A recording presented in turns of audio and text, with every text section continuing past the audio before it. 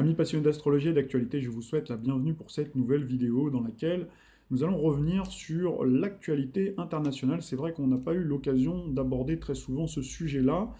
Souvent on se focalise, et c'est normal, sur l'actualité nationale qui est au plus près de chez nous, donc qui est préoccupante, mais c'est vrai qu'on a également beaucoup de choses qui se passent à l'étranger et qui se corrobore tout à fait avec ce qui se passe en France de toute façon, puisque vous avez vu qu'en France, donc on a eu là notamment récemment une manifestation des pompiers, donc qui a mal tourné avec un affrontement avec les CRS qui ont tiré à bout portant. Donc on va revenir sur ce fait brûlant et triste de notre actualité nationale.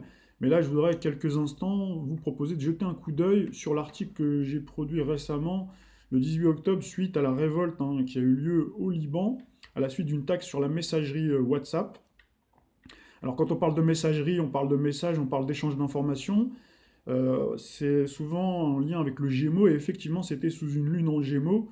Donc là vous verrez au niveau de l'article, je ne vais pas plus m'étaler que ça, mais je vous invite à vous rendre sur le blog si vous voulez en savoir plus sur le plan astrologique, puisque ensuite j'ai décliné également le même processus sur tous les autres foyers, alors soit de contestation, soit où il y a eu des attentats, notamment en Afghanistan, on a eu un attentat meurtrier là, qui a fait 68 victimes dans une mosquée jour de prière. Je suis revenu un petit peu sur donc cet attentat donc en France, à la préfecture, sur la fusillade de l'Allemagne, sur ce qui s'est passé aussi à Haïti, ce qui se passe aussi avec les Kurdes, avec la Turquie, avec l'Équateur.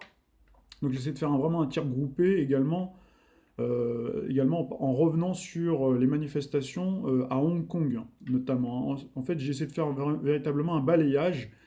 Et également, là par contre, sur cette vidéo-là, on va jeter un coup d'œil sur ce qui se passe également en Catalogne, puisque on avait rédigé un article en 2017, en octobre 2017, et effectivement, donc on voit bien que dans les temps, comme on l'avait indiqué par rapport à notre grille de lecture favorite, les astres, et ben on a bien malheureusement des événements qui vont dans le sens de ce qu'on avait indiqué.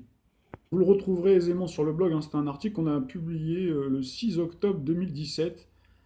Indépendance de la Catalogne et menace de guerre civile en Espagne avec le retour d'Uranus en taureau comme en 1936. Donc je vous relis en fait tout bonnement ce que j'avais écrit, puisque j'ai rien à enlever en fait. Donc le fait d'actualité, donc la Catalogne vient il y a quelques jours de procéder à un référendum illégal qui a recueilli une adhésion massive à 90% des votants pour une indépendance de la région à l'égard de l'Espagne. Il existe clairement une menace de guerre civile et de partition en cas de déclaration d'indépendance effective dans les prochaines semaines ou les prochains mois. Souvenons-nous que le 17 juillet 1936 débutait la guerre civile en Espagne, à l'époque où Uranus venait tout juste de débarquer 2 ans auparavant en taureau le 7 juin 1934. C'était sous les cycles conjugués d'Uranus en taureau et de Jupiter céleste en sagittaire, un des signes que l'on associe très souvent à l'Espagne. L'année 2018 et surtout l'année 2019, à partir du 7 mars 2019, s'annonce donc particulièrement périlleuse, car nous aurons le retour successif de ces deux cycles, Uranus le 16 mai 2018, puis Jupiter en Sagittaire en toute fin d'année, le 9 novembre 2018. Si l'indépendance devait être proclamée, nous assisterions à un embrasement et un effet domino sur d'autres régions du vieux continent qui réclameraient elles aussi leur indépendance, Nouvelle-Calédonie. D'ailleurs, la Nouvelle-Calédonie, on a une nouvelle date de référendum qui serait très probablement entre le 30 août et le 6 septembre 2020. Vous avez la Corse, bien sûr, vous avez l'Irlande et l'Écosse. D'ailleurs, là, il faut tout relier avec le Brexit. Vous avez vu que ça ne se passe pas bien au niveau du Brexit. Brexit Canada Dry, Brexit Halloween. Donc là, je vous reporte à tous les articles que l'on a fait, toutes les interventions. Donc, on a expliqué dans nos prévisions 2019 également. Alors, ce qui se trame en sous-main, c'est le démantèlement des États-nations. Si l'Union européenne et les médias se réclament officiellement contre ces velléités indépendantistes et séparatistes, en réalité, d'importants financiers de l'oligarchie euro-atlantiste soutiennent insidieusement et en coulisses ces projets de partition qui va dans le sens de ce qui s'est fait avec l'ex-Yougoslavie dans les années 90, l'ancien empire soviétique bien sûr, et d'autres processus de déstabilisation et d'émiettement comme la Syrie ou l'Irak. À chaque fois, donc pour placer ses pions de façon stratégique, notamment sur le plan militaire, c'est la stratégie du diviser pour mieux régner, quitte à ce que cela se fasse dans le chaos généralisé. Donc il y a clairement, depuis le début de la construction européenne, un long processus de dépossession et déconstruction progressive des États-nations au profit de l'idée de la grande Europe fédérale avec transfert des pouvoirs des États.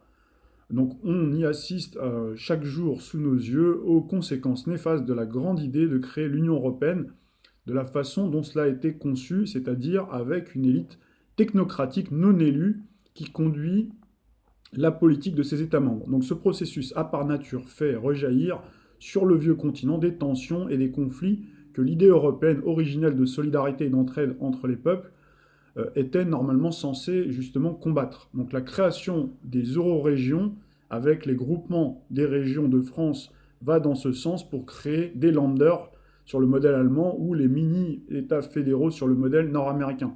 Le 9 novembre 2018 verra le retour de Jupiter en Sagittaire, donc c'est bien ce que l'on a en ce moment dans le ciel, qui formera progressivement sur la fin de l'année 2018 et 2019 un carré à Neptune, ce qui pourrait provoquer aussi une nouvelle submersion du continent par rapport aux migrants, pour bien édulcorer tous les problèmes économiques et sociaux épineux qui gangrènent notre pays depuis tant d'années et que nos responsables politiques ne pourront jamais résoudre de toute façon.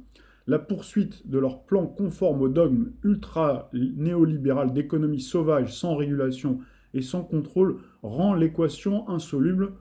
On retrouve bien ici la sémantique d'Uranus, planète du libéralisme et du capitalisme, qui, en bélier de 2011 à nos jours, s'est exprimée de façon brutale et expéditive.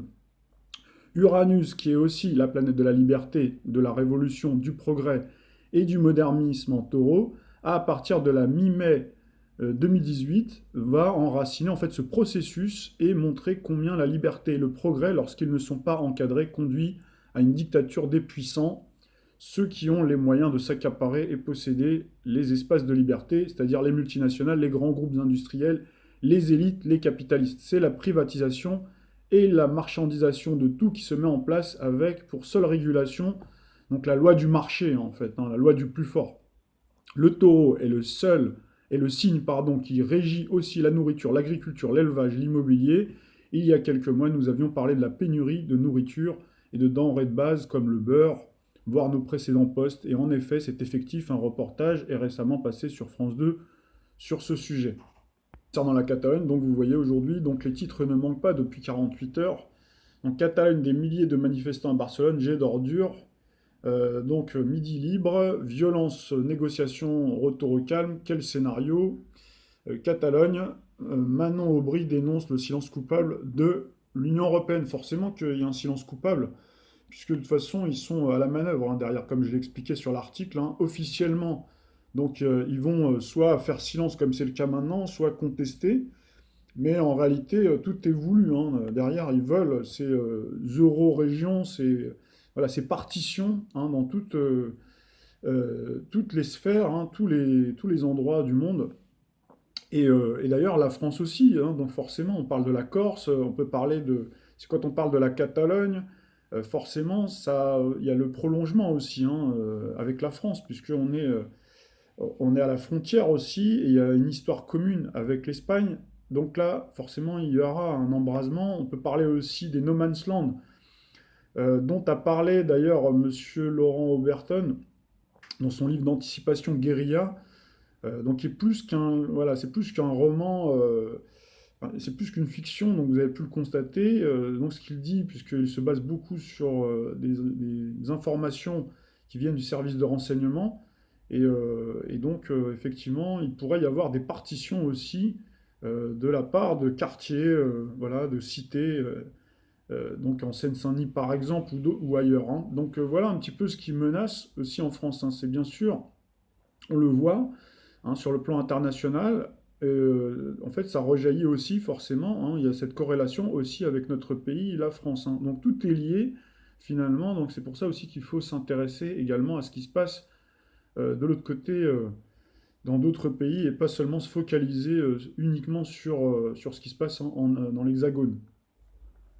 Avant de clôturer cette courte intervention, donc j'aimerais saluer au passage une correspondante donc qui est française et qui vit au Liban et qui m'a tenu informé avant même que la presse nationale nous informe de ce qui se passe au Liban, donc m'a expliqué un petit peu tout ce qui se passait. Donc j'ai relatée donc sur l'article que vous trouverez. Donc je tenais à la saluer. Elle m'a encore fait d'autres révélations donc très intéressantes sur la lecture que les gens peuvent avoir au niveau international. Donc c'est très intéressant.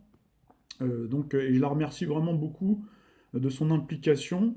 Donc elle se reconnaîtra. Je sais qu'elle veut garder l'anonymat.